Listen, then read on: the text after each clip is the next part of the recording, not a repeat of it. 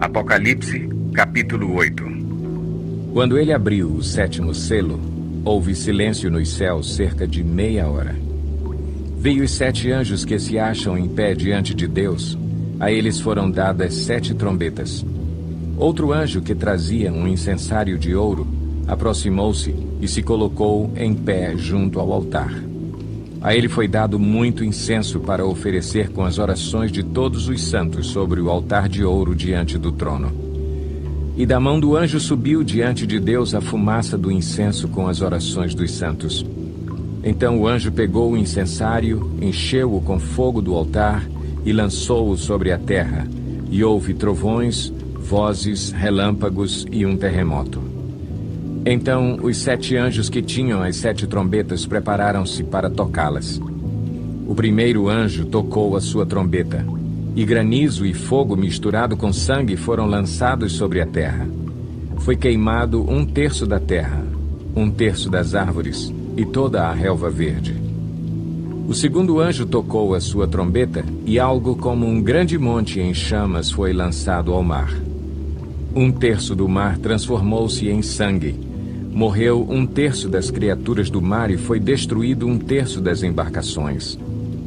O terceiro anjo tocou a sua trombeta e caiu do céu uma grande estrela queimando como tocha sobre 1/3 dos rios e das fontes de águas.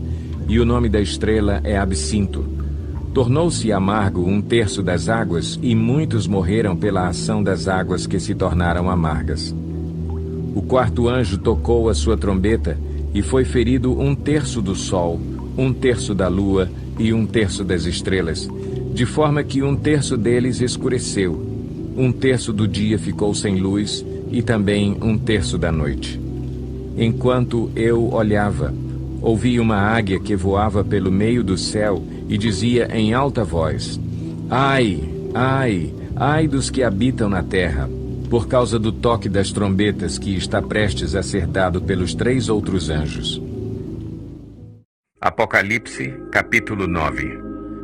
O 5º anjo tocou a sua trombeta, e vi uma estrela que havia caído do céu sobre a terra. À estrela foi dada a chave do poço do abismo.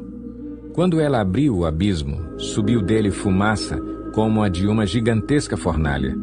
O sol e o céu escureceram com a fumaça que saía do abismo. Da fumaça saíram gafanhotos que vieram sobre a terra, e lhes foi dado poder como o dos escorpiões da terra. Eles receberam ordens para não causar dano nem à relva da terra, nem a qualquer planta ou árvore, mas apenas àqueles que não tinham o selo de Deus na testa. Não lhes foi dado poder para matá-los, mas sim para causar-lhes tormento durante 5 meses. A agonia que eles sofreram era como a da picada do escorpião.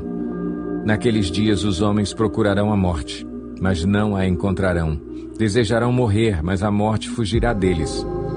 Os gafanhotos pareciam cavalos preparados para a batalha. Tinham sobre a cabeça algo como coroas de ouro, e o rosto deles parecia rosto humano. Os cabelos deles eram como os de mulher, e os dentes como os de leão. Tinham couraças como couraças de ferro, e o som das suas asas era como o barulho de muitos cavalos e carruagens correndo para a batalha.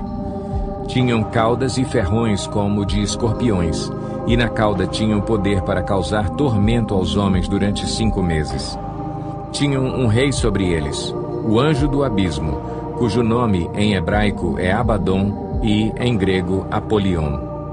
O primeiro ai passou.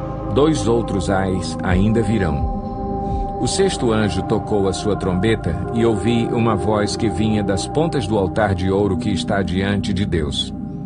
Ela disse ao 6º anjo que tinha a trombeta: Solte os 4 anjos que estão amarrados junto ao grande rio Eufrates. Os 4 anjos que estavam preparados para aquela hora, dia, mês e ano foram soltos para matar 1/3 da humanidade. O número dos cavaleiros que compunham os exércitos era de 200 milhões. Eu ouvi o seu número. Os cavalos e os cavaleiros que vi em minha visão tinham este aspecto. As suas couraças eram vermelhas como o fogo, azuis como o jacinto e amarelas como o enxofre. A cabeça dos cavalos parecia a cabeça de um leão, e da boca lançavam fogo, fumaça e enxofre. 1/3 da humanidade foi morto pelas 3 pragas, de fogo, fumaça e enxofre que saíam das suas bocas. O poder dos cavalos estava na boca e na cauda, pois as suas caudas eram como cobras. Tinham cabeças com as quais feriam as pessoas. O restante da humanidade que não morreu por essas pragas, nem assim se arrependeu das obras das suas mãos. Eles não pararam de adorar os demônios e os ídolos de ouro, prata, bronze, pedra e madeira. Ídolos que não podem ver, nem ouvir, nem andar. Também não se arrependeram dos seus assassinatos, das suas feitiçarias, da sua imoralidade sexual e dos seus roubos. Apocalipse, capítulo 10. Então vi outro anjo poderoso que descia dos céus.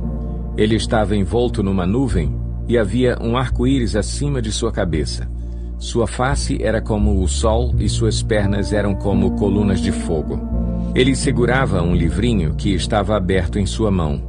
Colocou o pé direito sobre o mar e o pé esquerdo sobre a terra, e deu um alto brado como o rugido de um leão.